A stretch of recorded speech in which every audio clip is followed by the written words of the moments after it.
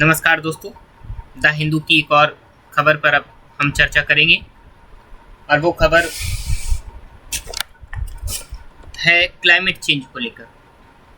उस पर बात करेंगे क्लाइमेट चेंज को लेकर कि क्लाइमेट चेंज भारत को क्लाइमेट चेंज से लड़ने के लिए चाहिए लगभग 162 लाख करोड़ रुपए। पैसा आएगा कहां से? ये न्यूज़ द हिंदू में आज छपी हुई है और भारत को क्लाइमेट चेंज से लड़ने के लिए लगभग 162 लाख करोड़ रुपए चाहिए। अभी सोचने की बात है कि इतना पैसा कहां से आएगा। दोस्तों, क्या आप जानते हैं कि भारत को लगभग 2030 तक अपने जलवायु लक्ष्यों को पूरा करने के लिए लगभग 162 लाख करोड़ रुपए, करीब 2.5 ट्रिलियन डॉलर की जरूरत पड़ेगी। अभी तो भारत लगभग 4-4.25 ट्रिलियन डॉलर की इकोनॉमी है। अब सोचने की बात यह है कि 4 ट्रिलियन या 4.25 ट्रिलियन डॉलर की इकोनॉमी वाला देश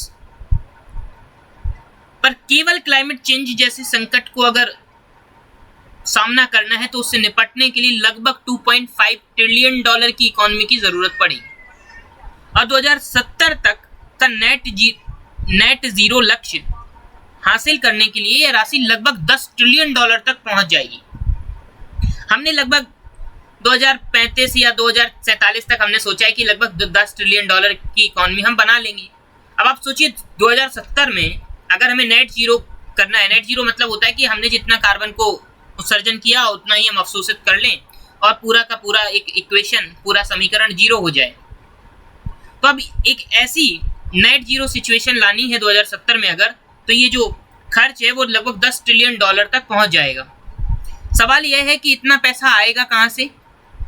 आज हम द हिंदू के editorial funding India's climate future को आसान भाषा में समझेंगे।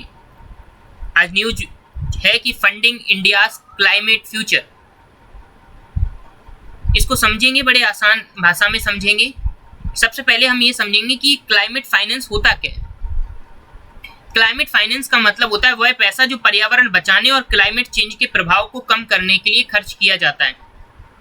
एग्जाम्पल ले सकते हैं solar energy, wind energy, electric vehicles, green buildings, flood protection, आपका ड्रॉट मैनेजमेंट। अगर भारत को प्रदूषण कम करना है तो रिन्यूएबल एनर्जी बढ़ानी है तो भारी निवेश की जरूरत होगी। भारत को इतना पैसा क्यों चाहिए? एडिटोरियल के अनुसार सबसे ज्यादा प्रदूषण फैलाने वाले सेक्टर हैं स्टील। स्टील सेक्टर सबसे ज्यादा पॉल्यूशन फैलाता है। फिर सीमेंट सेक्टर पॉल्यूशन बहुत फैलाता है। फिर हम बात करेंगे पावर सेक्टर भी बहुत फैलाता है, सीमेंट सेक्टर भी बहुत फैलाता है, ट्रांसपोर्ट सेक्टर भी बहुत फैलाता है। इन सेक्टरों को ग्रीन टेक्नोलॉजी में बदलने के लिए अरबों डॉलर की जरूरत होगी। समस्या यह है कि ग्रीन टेक्नोलॉजी अभी महंगी है, इसलिए निजी कंपनियां बिना सरकारी सहायता के निवेश करने से बचती हैं। अब बात करेंगे कि विदेशों से पैसा क्यों नहीं आएगा। क्योंकि विकसित देशों ने क्लाइमेट फाइनेंस देने का वादा किया था, लेकिन वास्तविकता में यह पैसा जरूरत से बहुत कम है। इसलिए भारत को अपना अधिकांश पैसा जुटाना पड़ेगा। यानी सरकार, बैंक, निजी कंपनियां, निवेशक सभी को मिलकर निवेश करना होगा। आरबीआई और सरकार क्या कर रही है इस मुद्दे में, इस पर चर्चा करेंगे। तो एडिटोरियल में आरबीआई की नई नीतियों की चर्चा की गई है। आरबीआई चाहता है कि बैंक क्लाइमेट रिस्क को ध्यान में रखें, ग्रीन प्रोजेक्ट को ज़्यादा लोन मिले, ग्रीन बॉन्ड्स को बढ़ावा दिया जाए। ग्रीन बॉन्ड मतलब ऐसा बॉन्ड जिससे जुटाया गया पैसा केवल पर्यावरणीय परियोजनाओं में लगे। अब हम बात करेंगे सबसे बड़ी समस्या है क्या आखिरकार। तो लेखक के अनुसार सबसे बड़ी समस्या पैसों की कमी नहीं है, सबसे बड़ी समस्या इंस्टीट्यूशनल कैपेसिटी की, यानी सही व्यवस्था का अभाव है। पैसा उपलब्ध है लेकिन उसे सही परियोजनाओं तक पहुंचने की या पहुंचाने की प्रणाली कमजोर है। एडिटोरियल का मुख्य संदेश भारत के सामने क्लाइमेट फाइनेंस की बहुत बड़ी चुनौती है, लेकिन समाधान भी मौजूद है।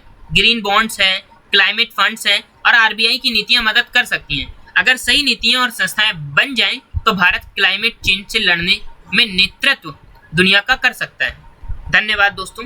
अगर आप ऐसे ही हमारे द इतिहास दृष्टि से जुड़े रहना चाहते हैं